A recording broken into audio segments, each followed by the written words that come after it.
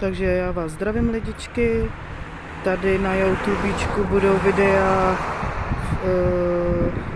o tom, co bylo dřív, jakoby v dřívější době, a budu vám ukazovat takovou tu historii. Budou i jiné videa, to neříkám, ale budu vám ukazovat takovou tu historii.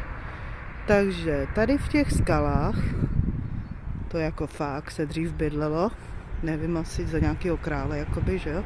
Ale bydlelo se tu, protože tu jsou jakoby i okna, jestli si tamhle všimnete takovýho toho otvoru.